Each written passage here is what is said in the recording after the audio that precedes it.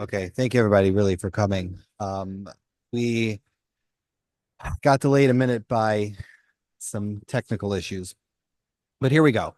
Last week we discussed the early history of the Beracha Ritzeh. We called the shiur avoda because essentially we were studying how Ritzeh in its genesis, when it was born in the time of the Beit HaMikdash, how did Ritzeh come to be?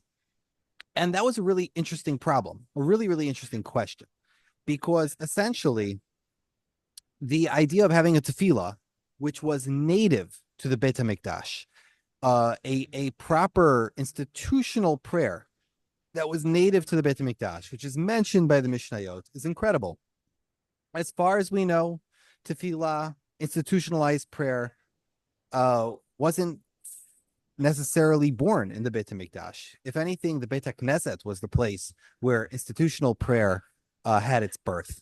And it's surprising to find a standard tefillah recited in the Beit HaMikdash, a place of korbanot, not a place primarily of prayer.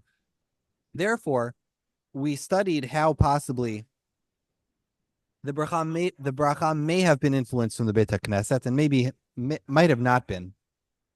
But we discussed all the possible workings of how the bracha might have existed in the time of the Beit HaMikdash, and parallel evidence from that era. Notably, we mentioned in Maccabees, there's a tefillah for Kabbalah Sakarban. We mentioned the Christians had one a little bit later, which was borrowed from the Jews. So clearly, the idea of a bracha to be makabel, the korbanot, was done and was said in the Beit HaMikdash. Tonight, we are going to discuss something different, and that is the bracha of Ritzeh, not the bracha of Avodah. What is this bracha of Ritzeh what is this bracha of Ritzeh as it was conceptualized by Rabbi Gamliel B'Yavne? Meaning, when the Chachamim in Yavne decided to compile the Amidah, and they decided on the bracha of Avodah, what form did the bracha of Ritzeh take? And I'll just begin with one of the more interesting factoids of the bracha of Ritzeh, just to hook your interest. By medieval times, by the times of the Rishonim, right? Roughly, let's call it by the mid 1200s, throughout Spain, most of the kilot had a minhag that by mincha they would not say Ritzeh. They would start the bracha of the Ishe Yisrael Tfilatam, but they would skip the entire first part, Ritzeh Hashem Elokeinu B'Amachai Yisrael Tfilatam She'eh. This was the minhag in many places in Spain, and this is testified by the Rishonim and the Poskim. Ritzeh was only said where one was going to say Birkat Kohanim. Now, this is attested to by the Geonim. It's attributed to Rav Saadia Gaon. And the Rishonim don't even understand it. They try to give all different sorts of reasons, like, well, we don't know, but maybe because the Gemara says that if a Kohen has to go up by Ritzeh, and if he doesn't go up by Ritzeh, then he shouldn't go up for Duchening whatsoever. But that doesn't make any sense, because what does one have to do with the other? Just because the Chazan says Ritzeh, and that's when a Kohen goes up, right? That's A, therefore B, right? When a Chazan says a Ritzeh, therefore that's when a Kohen has to go up. What does that have to do with mincha, where there is no Birkat Kohanim? That doesn't mean the Chazan isn't supposed to say Ritzeh. It's not like if he would say Ritzeh, the Kohen would have to go up. So why in the world did they stop saying Ritzeh by mincha? Nobody really knows the reason for sure. A lot of reasons have been postulated, and conjectured. Maybe, for example, maybe the Ishe Yisrael Tfilatam was a nusach of Ritzeh, a poetic nusach that was a parallel. It was an alternative. Instead of saying Ritzeh Hashem Elokeinu B'Amachai Yisrael Tfilatam She'eh, there was an alternative nusach, which was V'Ishe Yisrael Tfilatam Meher Ba'avat Tekabel B'Ratzon, which is very similar. It's almost redundant, and therefore, we just don't know. The bracha of Ritzeh in its formula in medieval times is so mysterious, from almost late antiquity to medieval times, that it took a lot of work for scholars to try to reverse engineer what exactly happened with Ritzeh. And honestly, even the Rishonim don't know. By the time, just regarding that fact about not saying Ritzeh by Mincha, the Rishonim, the Rush doesn't like it. The Torah doesn't seem to like it. And by the time of the Machaber in the 1500s, most of the communities in Spain submitted themselves to the Shita of the Rush and the Torah. And they weren't doing it that way anymore. They would say the entire Ritzeh by Mincha. Be that as that may, what will be our method tonight for approaching the Beracha Ritzeh? If we take the method of looking through material from, for example, Qumran, right? We're trying to determine what was Ritzeh from after the Churban, meaning after the Beis Hamikdash was destroyed. Now, what is this Berachas Havayda? It's clearly not asking for our bracha, for our carbon to be accepted. So, if we're going to ask what was Ritzeh after the Churban Habayis, what did it ask for? Then we have to look at evidence and material from after the Churban Habayis. And how did they possibly change the bracha to no longer reflect, please accept our karbanas, but rather to reflect, please accept our tefillahs? Where are we going to look for information like that? Can we look at the Dead Sea Scrolls? No, really no. Qumran doesn't really give us much. If you look at the Dead Sea Scrolls, their liturgies are more of a para history. They have more of like a para development to the rabbinical liturgies. They're not, the tefillos of the people in Qumran don't really reflect the tefillos of the Chachamim, of Chazal.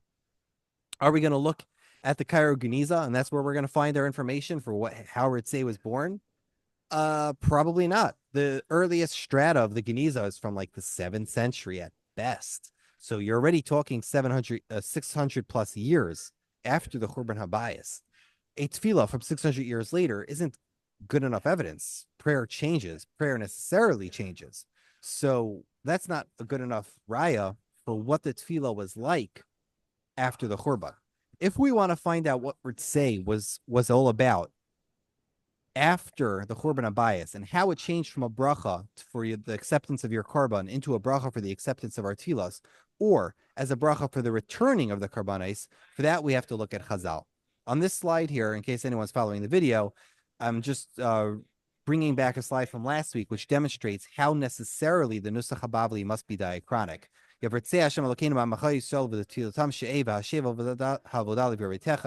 As you can see, the parts which are in orange are about the korban. The parts that are in yellow are about the tefillah. And the white parts are some of the older strata, which are talking about the return of the service to Shalayim. So let's move on a little bit. Let's look at the earliest information we have. Oops, I'm sorry. That's for later.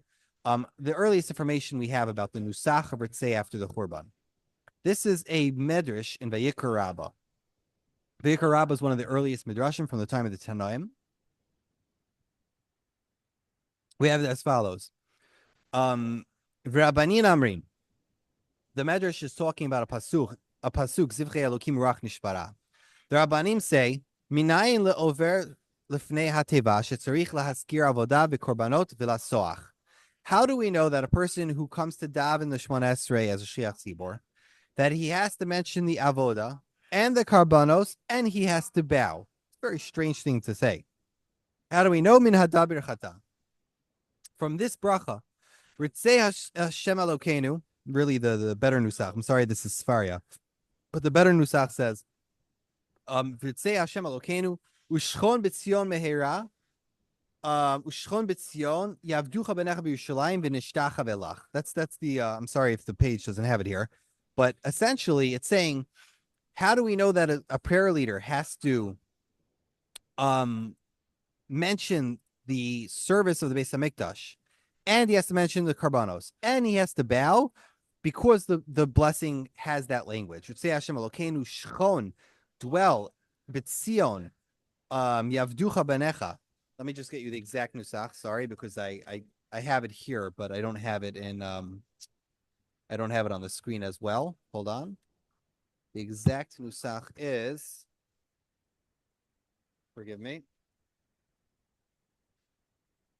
the paper has decided to make a joke of me tonight. Here we go. Min hadabir chata Ritzeh Hashem Elokeinu ushchon b'tzion yirach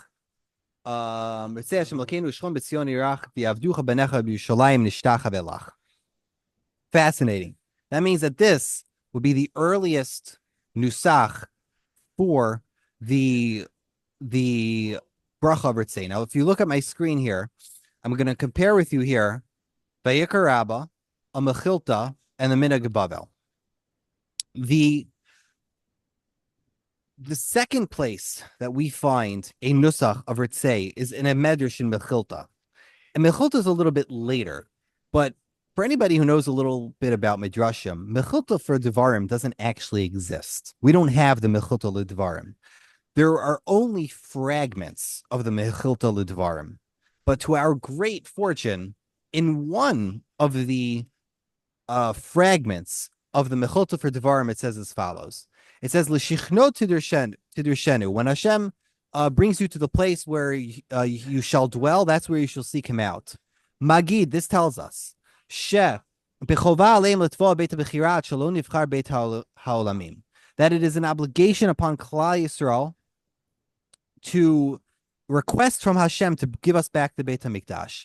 Isn't it a kal v'chomer? Ma imad shelo nivchar Beit HaOlamim harei bechova aleim litva alehem Beit HaBechira kal v'chomer mishenivchar Beit HaOlamim. Right? Once HaKadosh Baruch Hu chose the place for Yerushalayim and the Beit HaMikdash, kal v'chomer, it was incumbent upon the Jewish people in the time of David HaMelech to ask Hashem for the Beit HaMikdash. Rav Shimon bar Yochai Omer, Zu Yavne. Rav Shimon bar Yochai says, no, this pasuk is not referring to the time of David HaMelech, it's referring to the time of Yavne, meaning after the Churban. Mikan itkinu anavim azakenim. This is why the sages instituted the Lashon in the Beracha. Befihem shel Yisrael liot mitpalalim shlosha payim b'chol yom. This is why they instituted in the Amidah for us to say 3 times every day. Hashev shechinatcha l'tzion v'seder avodatcha l'Yerushalayim irach. It sounds very similar, but it's different. And if you look on the screen, we have two parallel nuschot. One, Ritzeh Hashem Elokeinu u'shechon b'tzion irach v'avducha b'necha b'Yerushalayim. Right, that one's in the present tense. The next one is Ritzeh Hashem Elokeinu hashev shechinato l'tzion v'seder avodatcha l'Yerushalayim irach. One is in the present tense. The next one is in the future tense, asking Hashem to restore the nusach, the korbanot of the Beit HaMikdash. Now, if you've lost me, essentially what I'm saying is that what it appears here is that the earliest form of the bracha of Ritzeh was probably identical to how they did it in the Beit HaMikdash. If you look at that language, it's in the present tense. Ritzeh Hashem Elokeinu u'shechon, and dwell b'tzion irach v'avducha b'necha b'Yerushalayim. It's in the present tense. Hashem, dwell. It doesn't say, and you shall soon dwell. No, dwell. Baruch atah Hashem she'otcha levadecha nira v'na'avod. This is a prayer for the accepting the korbanot. Furthermore, in the Gemarot which explain the Mishnah, right? We said that the Mishnah brings. Do I have it here? No, not yet. I'm sorry. I'm going the wrong way. Right. The Mishnah says, right? So this is in the Gemara in Yoma. The Mishnah over there says that you have to say al avodah. The Gemara explains that the chatima of that bracha is shotcha nira v'navod, meaning that the chatima in their time was also shotcha nira v'navod. And when the Gemara explains all of these brachot, at least in the Bavli, it ends with the word kisidran or kitiknan, which means the way we do it today, and the way that we understand it, the way it's instituted today, which sounds like in the time of the Tanaim, the writers of these braitot, they understood that the avodah that was said in the Beit HaMikdash was the same avodah that they were saying right then and there, 200 years later. And honestly, we have no reason to doubt the Tanaim. Why should the nusach be any different? The nusach is perfect for for asking Hashem for that your korban should be accepted. There's no reason why the nusach should be anything else. Furthermore, if you look carefully here at the nusach, and this is actually brilliant. This is something that Erlich points out, and I think Landis points out, 2 scholars of liturgy.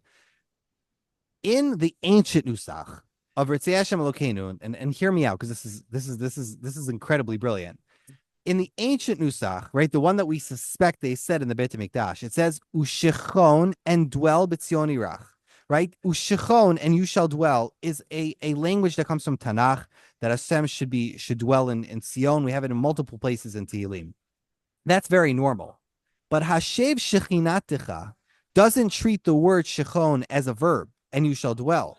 Rather, it treats the word Shechinatecha as Shechina, like a noun. Return your Shechina. It doesn't use the word Shochen as a verb, rather as a noun.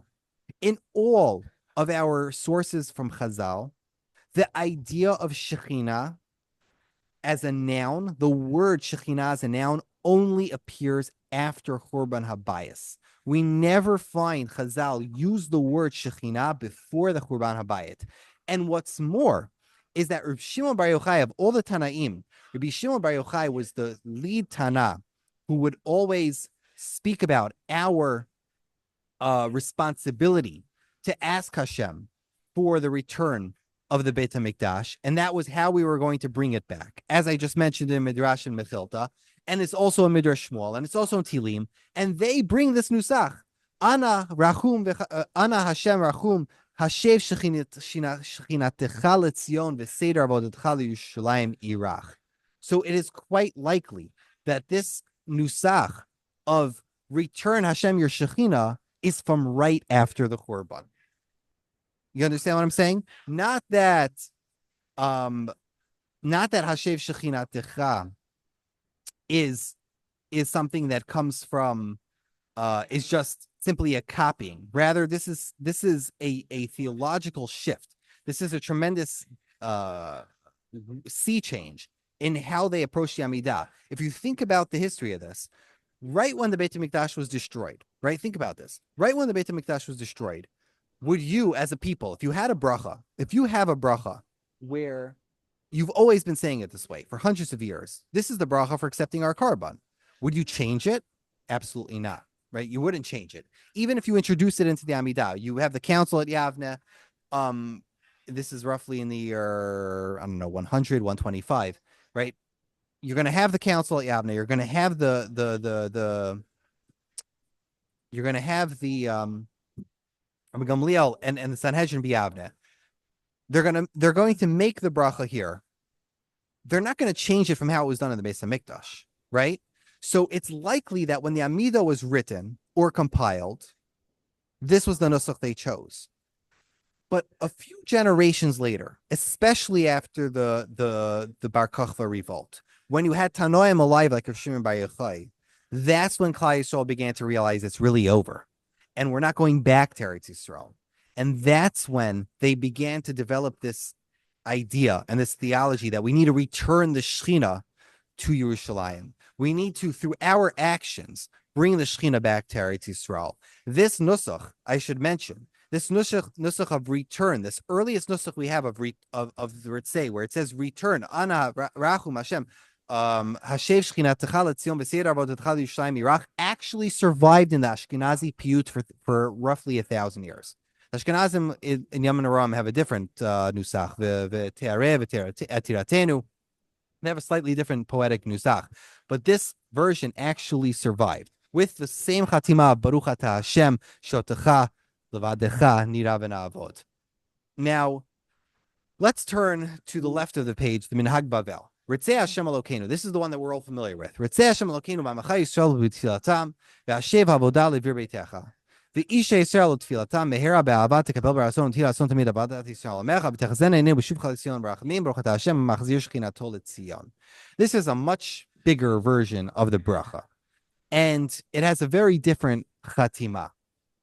This so-called nusach, I'm gonna criticize it for just a second. This so-called nusach of the Hamachazir Shechinato L'Tzion doesn't appear anywhere until the 10th century, meaning we don't see this nusach until the 900s, and it doesn't appear even in the Geniza until you find material that are basically the Sidurim of the Geonim. What is this bracha? Where does it come from? What's the makar for it? Now, Siddur of Amram, not so reliable, fundamentally, a lot of the Siddur of Amram has seen changes, so we can't really count on anything that's in it. But the Siddur of Sadia Gaon from roughly 50 years later is pretty reliable, and this is what's in the Siddur of Sadia Gaon. So how is it that suddenly in the mid 900s, poof, out of nowhere, we have a nusach that says Baruch Atah Hashem HaMachazir Shechinato L'Tzion? Where does this appear from?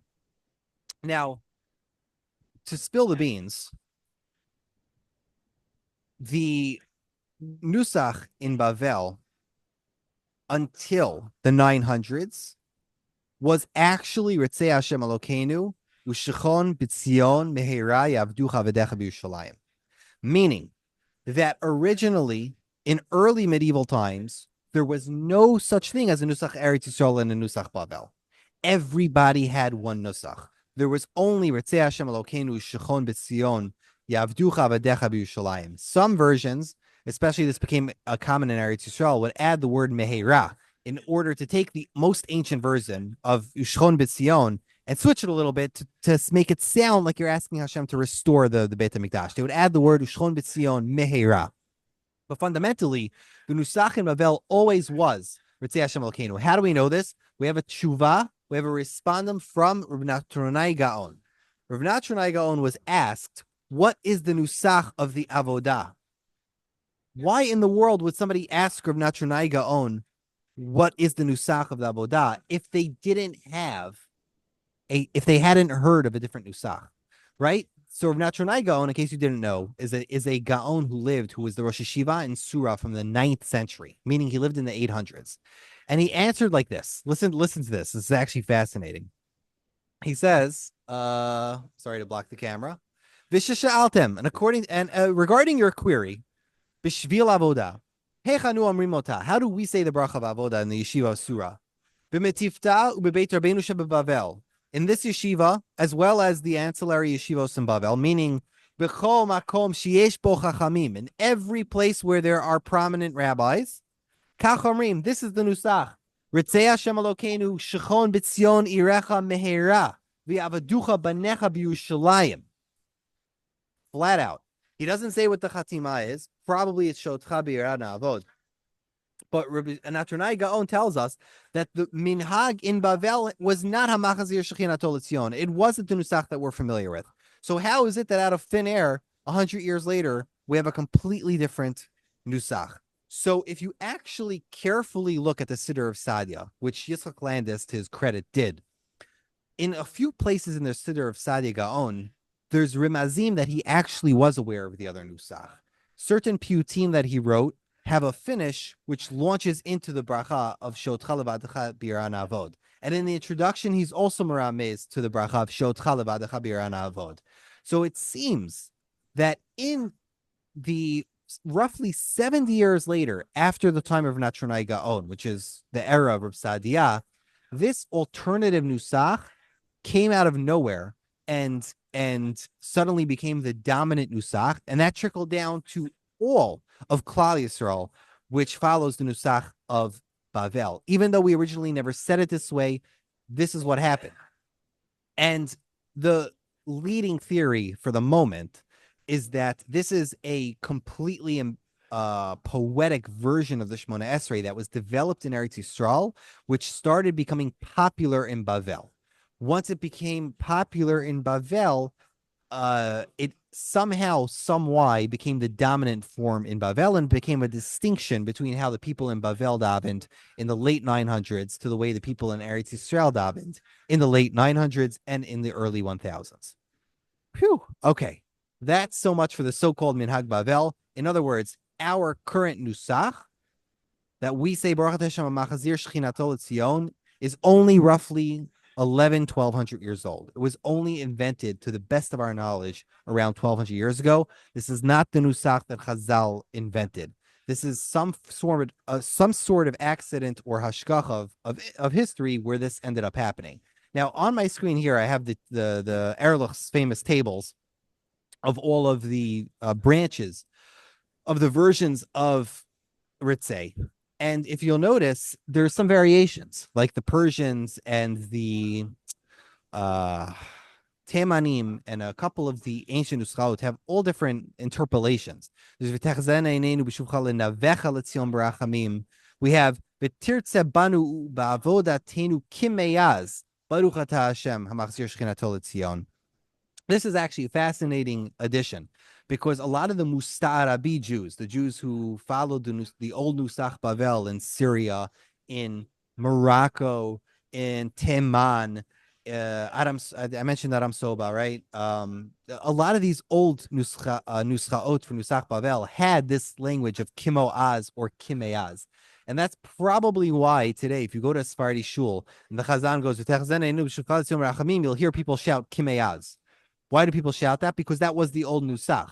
So apparently, once upon a time in Morocco or in Aram Soba, there were people who would heckle Kimeyaz because the Chazan didn't say Kimeyaz, because that wasn't the Nusach Castilla. That wasn't how they did it in Spain.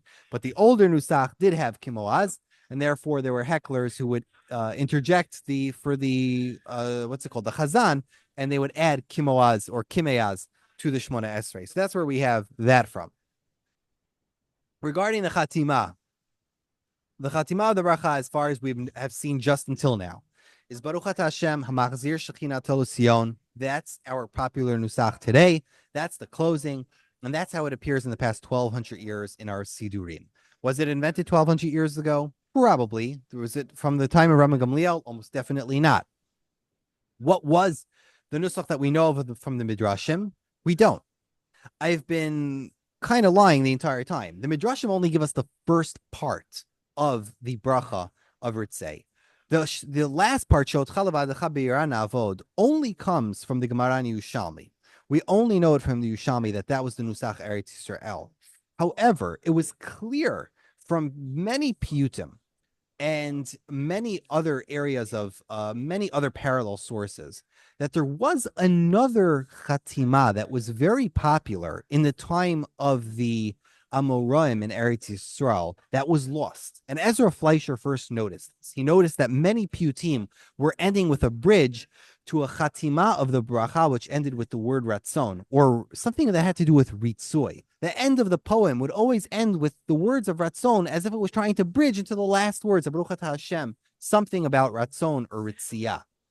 So Yitzchak Landis, to his credit, in his book Birkat Avodah B'Tfilat Hamidah, at the very last chapter, dedicates his life to figuring this out. And to his credit, he leaves no stone unturned. It's unbelievable. It's a short book. I would recommend anybody who could get their hands on it to buy it. But at the end, he dedicates a chapter to trying to reverse engineer what the Nusach was. And I won't get into the technical details now, but he basically settles on the Nusach of the Meiri with a little bit of a twist. He believes that the Nusach was Baruch Atah Hashem Harotzeh Ba'avodah. And if you stop and think about that, that makes a lot of sense. Because all of the other brachot Shmona Esrei are Chonen Hadat, Harotzeh B'tshuva, Rofei Cholim. When you're going to say a Nusach, which is Ritzeh Hashem Elokeinu, Ushchaon B'tzion, Yavducha Avadecha B'Yushalayim, it makes sense that after you say Yavducha Avadecha B'Yushalayim, you would say Baruch Atah Hashem Harotzeh Ba'avodah, right? And it would also make sense that the Mishnah would call it the Birkat Avodah if the Chatima ended with the word Avodah. So I love the symmetry and the beauty of this theory that the original Nusach was Baruch Atah Hashem Harotzeh Ba'avodah. It would make for such a cleaner, more beautiful history to the Birkat Avodah. If we could ascertain that the original Nusach was, as they said it in the Beit HaMikdash, it's just incredible to think that we could somehow reverse engineer. This is a lot of ifs, but if we could reverse engineer that this is what they said in the Beit HaMikdash, it would just be such a beautiful thing to uncover. Ritzeh Hashem Elokeinu Ushechon Ritzeh Hashem Elokeinu X Ushechon B'Tzion Ushechon B'Tzion Yavducha Avadecha B'Yushalayim Nishtacha Belach. It would just Baruch Atah Hashem Harotzeh Ba'avodah. To me, I just find that such a beautiful reconstruction. I don't know. I don't know if the nerdiness is transferring over, but to me, that's just a really, really beautiful reconstruction.